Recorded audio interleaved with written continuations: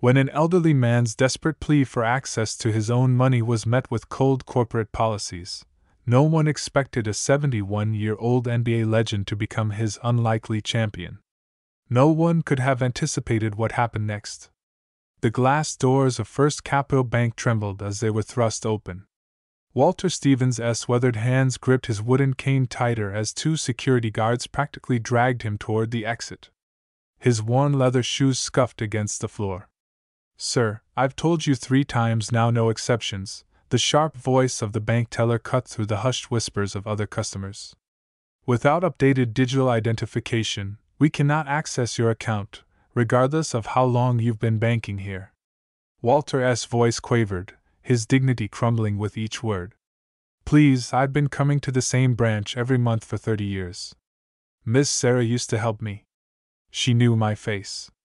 His arthritic fingers fumbled with a stack of old documents, utility bills, his veteran card, and a dog-eared Social Security letter. The papers slipped from his trembling hands, scattering across the floor like autumn leaves. A few customers stepped forward to help, but the security guards waved them away. "Sir, you're creating a disturbance," the taller guard announced, his voice echoing off the high ceiling. "My wife's medication," Walter's voice cracked, his eyes welling up with tears he refused to let fall. "The pharmacy closes at 5. I just need to access my pension. It's right there in my account." Through the bank's floor-to-ceiling windows, pedestrians began to slow their pace, phones appearing in hands as the scene unfolded inside. The other customers shifted uncomfortably, some averting their eyes, while others watched in growing indignation. A young mother covered her childless eyes, while an elderly woman clutched her pearls, muttering, "This isn't right. This just isn't right." "That's enough," the second security guard declared, taking Walter's elbow. "If you want to leave voluntarily, we'll have to escort you out." The fluorescent lights caught the tears now freely falling down Walter's weathered cheeks as he was steered toward the exit, his cane clattering against the marble floor with each unsteady step. As Walter stood, dumped out of the bank, the scattered papers at his feet told only a fraction of his story.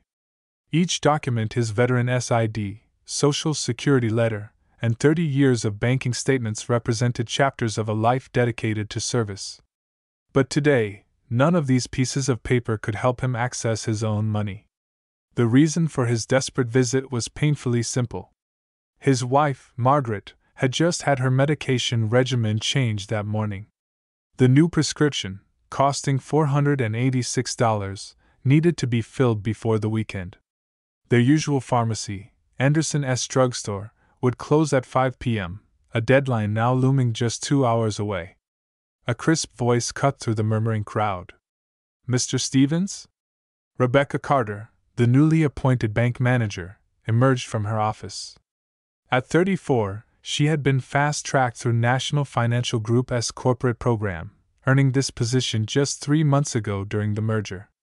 Her reputation for efficiently implementing new security protocols had made her a rising star in the company.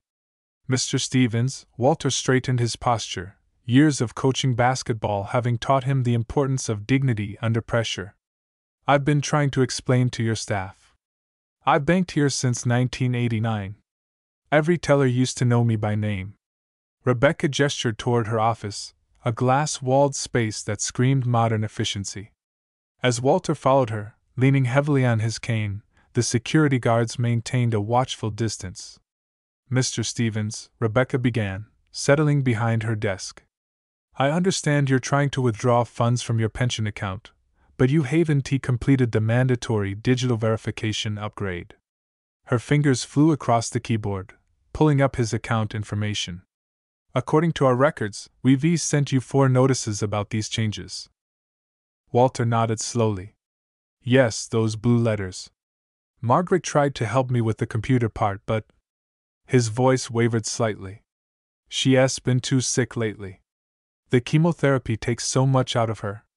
Rebecca's eyes flickered to her computer screen where urgent security protocols flashed in red. The bank's new system, implemented during the merger, required all accounts to undergo enhanced digital verification, 2-factor authentication, biometric scanning, and mandatory smartphone app registration. The policy was absolute no exceptions.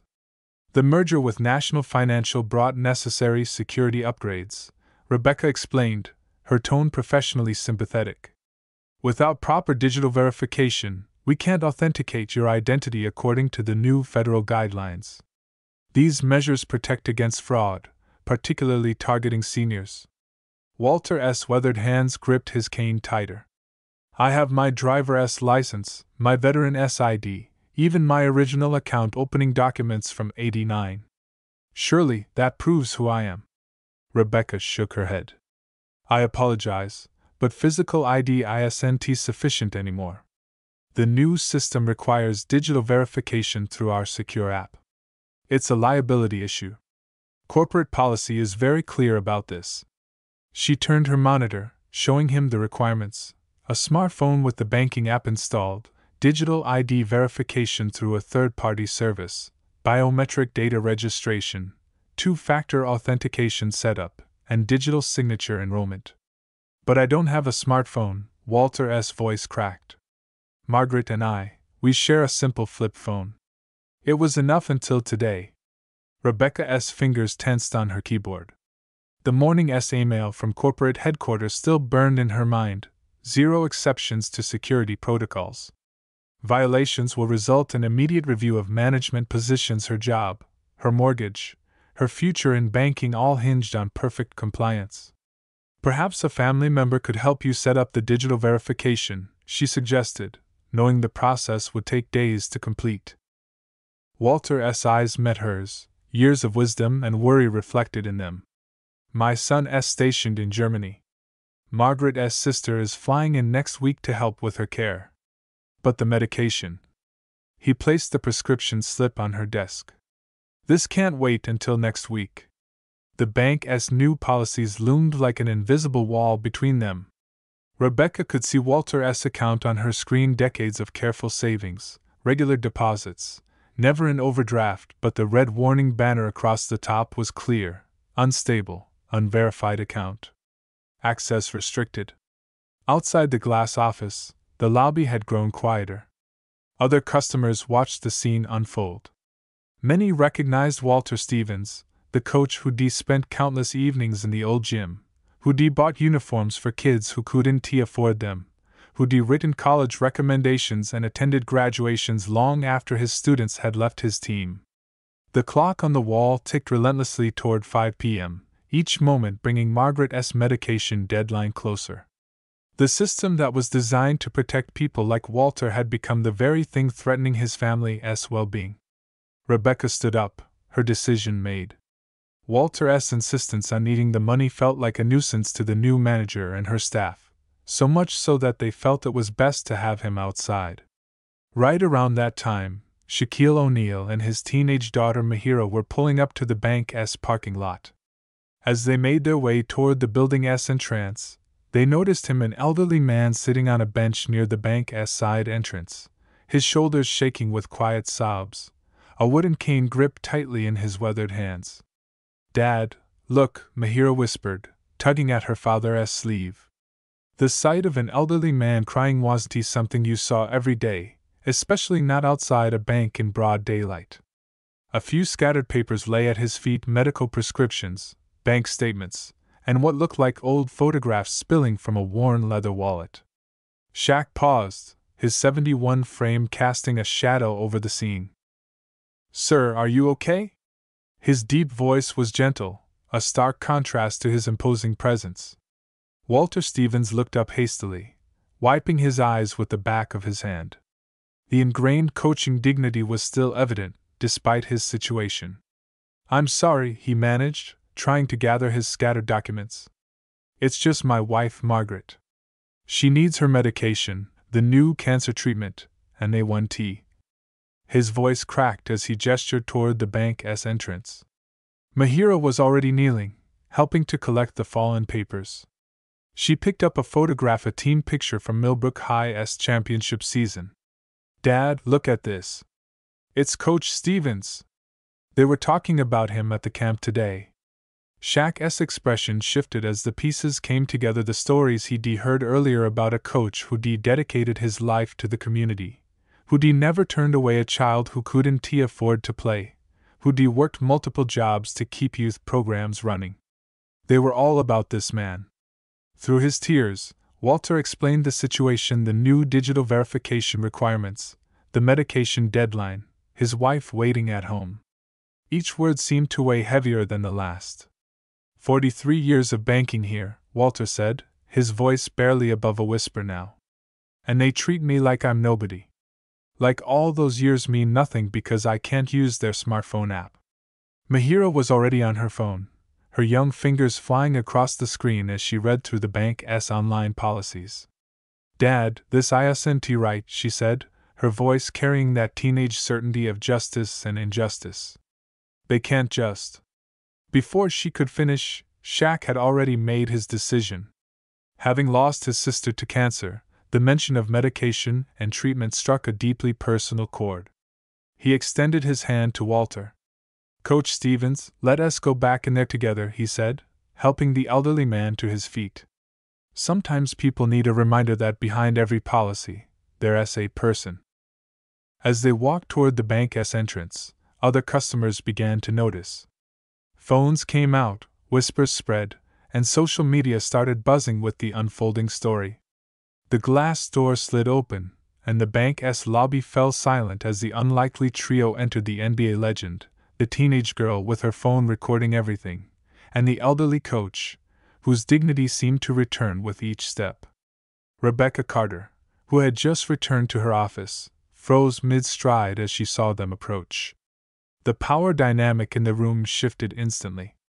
This was no longer just about an elderly man struggling with digital banking. It had become a moment of moral reckoning for an institution that had lost sight of its human purpose in the rush toward modernization. "Miss Carter," Shaq's voice carried across the lobby with the same intensity he once brought to championship games. "I think we need to have a conversation about what banking really means to a community." The tension in the room was electric. Rebecca's tablet trembled slightly in her hands as she looked from Shaq to Walter. She straightened her blazer, a reflexive gesture that did little to mask her unease. "Mr. O'Neal," she began, her corporate training evident in every measured word. "While I appreciate your concern, there are federal regulations that we simply—" "Let me stop you right there," Shaq interrupted, his 71 frame seeming to fill the entire office as he leaned forward slightly. "I sit on the board of multiple banks. I've been involved in countless mergers and acquisitions, so when you talk about federal regulations, I know exactly what they say and what they don't say." The other bank employees, who had gathered at the periphery of the scene, visibly paled. Their usual Monday afternoon had transformed into something that felt more like a high-stakes courtroom drama, with Shaq serving as both judge and jury, and he was about to take action. "Tell me something," Shaq continued, pulling out his phone. "I just pulled up Coach Stevens' history with this bank. 43 years, never an overdraft, regular deposits, consistent patterns. Do they mean nothing to you? Are they not enough to confirm this man's identity?" Mahira, still recording, zoomed in on the stark contrast between her father's modern smartphone and Walter's worn passbook, a visual metaphor for the clash between progress and humanity that was unfolding. "You're wasting this man's precious time because a computer is telling you so." Shaq's voice dropped lower, carrying the weight of personal experience. "I know what it means to watch time slip away while bureaucracy moves at its own pace. Every minute we stand here arguing about apps and digital signatures, Coach Stevens' wife is waiting for medication she needs to live." Rebecca's tablet slipped slightly in her grasp. "Sir, I understand the emotional aspect, but do you?" Shaq straightened to his full height, and several bank employees instinctively took a step back. "Because from where I'm standing, and I'm standing pretty tall, I see an institution that has forgotten its purpose. Banking isn't just about securing money, it's about securing trust." He gestured toward the lobby, where customers had pressed against the office's glass walls, phones recording every moment. "Look out there. Every person watching this knows Coach Stevens. They trust him with their kids, their futures. But this bank, where he has kept his money for over 4 decades, can't trust him enough to access his own savings? The air conditioning hummed in the sudden silence. Rebecca's face had lost all color as she realized the implications. This wasn't just about one customer anymore. It was about the bank's reputation in an age where a single viral video could undo years of corporate branding. "Here's what's going to happen," Shaq said, his tone shifting from confrontational to resolutely determined. "We're going to help Coach Stevens access his money today, right now. And tomorrow, you're going to review every policy that puts digital convenience above human dignity. Because if you don't..." He paused, letting the moment hang heavy in the air. "I'll personally help Coach Stevens transfer every penny to a bank that remembers what community means." The threat wasn't just in his words, it was in the hundreds of phones recording outside, in the news vans pulling up to the curb, in the story of a beloved coach being denied access to life-saving medication because he couldn't navigate a smartphone app. Rebecca looked down at her tablet, then at Walter's passbook, and then at the imposing figure of Shaquille O'Neal standing between her and business as usual. In that moment, she had to choose between corporate policy and human decency, between digital progress and moral responsibility. The clock on the wall read 4:47 p.m. Margaret's medication deadline loomed, and in a small bank office in Middle America, the future of banking itself seemed to hang in the balance. At 4:49 p.m., Rebecca Carter made a decision that would later be cited in banking industry journals and social media case studies. Her fingers trembled slightly as she reached for Walter's passbook. "Let us process your withdrawal right now, Coach Stevens," she said, her voice carrying a new note of humanity. "We'll use the emergency override protocol. I'll take full responsibility." As Walter's transaction was being processed, Shaq noticed a familiar photo on the coach's phone, one of the few modern technologies the elderly man had embraced. It was a faded image from 1985 showing a much younger Walter Stevens coaching a lanky teenager who would later play in the NBA. "You coached Marcus Wilson?" Shaq asked, his eyebrows rising in recognition. Walter nodded, a brief smile breaking through his worry. "I taught him that skyhook." "You could never block it," he said, momentarily forgetting his troubles in the warmth of the memory. Shaq's deep laugh filled the office, breaking the remaining tension. "Man, he gave me fits in '96. That was your signature move." By 4:53 p.m., Walter had his funds. The old man turned to Shaq, his eyes glistening. "I don't know how to thank you," he said, his voice thick with emotion. "Margaret, she's all I have left in this medication." He clutched the bank envelope tightly. Shaq shook Rebecca's hand firmly. "Thank you for doing the right thing," he said, his tone both gracious and meaningful. "Sometimes the biggest assists in life happen off the court." Rebecca nodded, a genuine smile replacing her earlier professional mask. As they walked toward the bank's entrance, Shaq made a quick stop at the ATM. Without fanfare, he withdrew some cash and pressed it into Walter's hand. The old man started to protest, but Shaq raised a hand. "Consider it an investment in the Skyhook legacy," he grinned. Mahira watched as the two men, one towering, one stooped but both giants in their own ways, shared a final handshake in the fading afternoon light. Sometimes, she realized, the biggest victories aren't won with slam dunks, but with simple acts of human dignity. What an assist! How would you react if an elderly person was turned away from a clerk just because they're not versed in technology? Do you think the bank should have helped Coach Stevens verify his account instead of simply kicking him out? Tell us in the comments below. Thank you for watching, and see you in the next video.